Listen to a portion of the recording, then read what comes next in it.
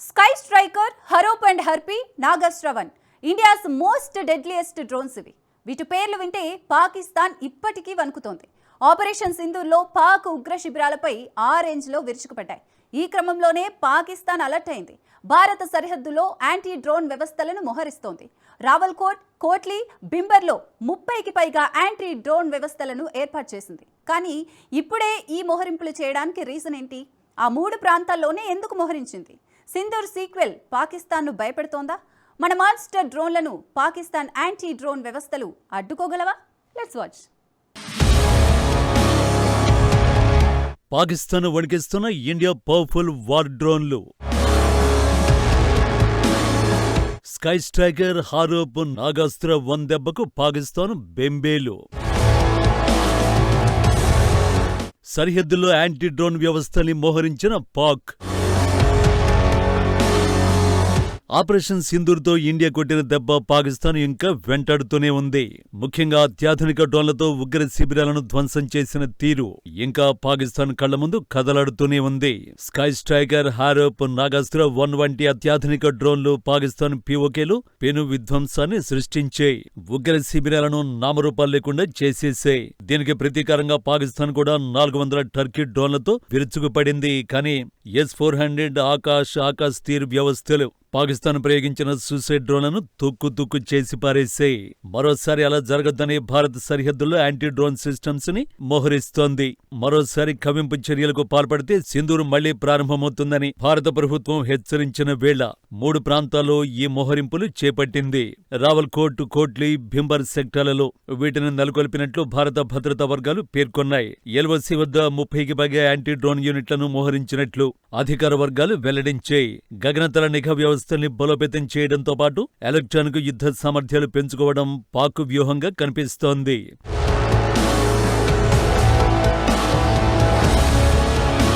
భారత్లోని పూంచ్ సెక్టార్కు ఎదురుగా ఉన్న రావల్కోట్లో యాంటీ డ్రోన్ల వ్యవస్థలను 2వ ఆజాద్ కశ్మీర్ బ్రిగేడ్ నిర్వహిస్తోంది. రాజౌరి, నౌషేరా, సుందర్బని సెక్టార్లకు ఎదురుగా ఉండే కోట్లీలో వీటి నిర్వహణ బాధ్యతను 3వ ఆజాద్ కశ్మీరీ బ్రిగేడ్ కు, భింబర్లో నిర్వహణను 7వ ఆజాద్ కశ్మీరీ బ్రిగేడ్ కు అప్పగించినట్లు తెలిసింది. ఎల్ఓసి వెంట ఎలక్ట్రానిక్ కైనెటిక్ కౌంటర్ UAS లను మోహరించినట్లు సమాచారం. ఇందులో కీలకమైన స్పైడర్ వ్యవస్థ కూడా ఉంది. ఇది 10 కిలోమీటర్ల దూరంలోని శత్రు డ్రోన్లను కూడా సరిగ్గా గుర్తించగలదని చెబుతున్నారు. అంతేకాకుండా పాకిస్తాన్ అమ్ముల పొదిలో సఫ్రా యాంటీ UAV జామింగ్ గన్ కూడా ఉంది. దీనిని సైనికులు ఆపరేట్ చేస్తారు. దీని ద్వారా 1.5 కిలోమీటర్ల దూరంలోని డ్రోన్లను కూల్చేయొచ్చు. తక్కువ ఎత్తులో ఎగిరే శత్రు డ్రోన్లు కూల్చడానికి సంప్రదాయ గగనతల రక్షణ ఆయుధాలను కూడా పాక్ ఉపయోగిస్తోంది. వాటిలో GDF-35mm twin barrel anti aircraft guns, అజనా series man portable air defence వ్యవస్థలు పాక్ వద్ద ఉన్నాయి. తక్కువ ఎత్తులో తక్కువ వేగంతో దూసుకొచ్చే డ్రోన్లను వీటితో కూల్చవచ్చని చెబుతున్నారు. కానీ ఇప్పుడే యాంటీ డ్రోన్ వ్యవస్థల్ని ఎందుకు మోహరించినట్టు?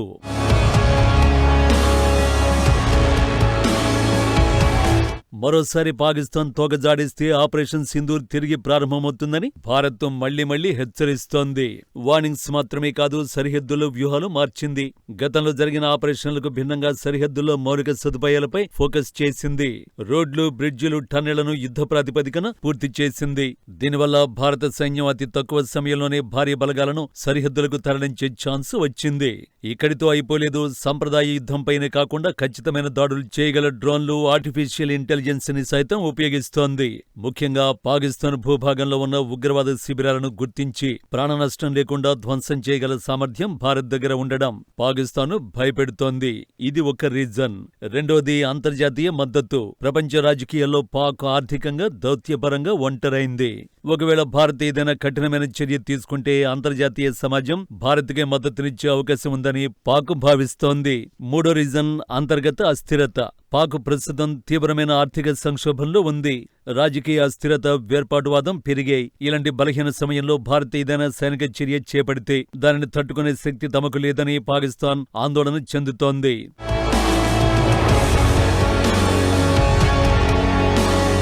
మరోవైపు భారత్ సైలెన్స్ కూడా పాకిస్తాన్ వణికిస్తోంది.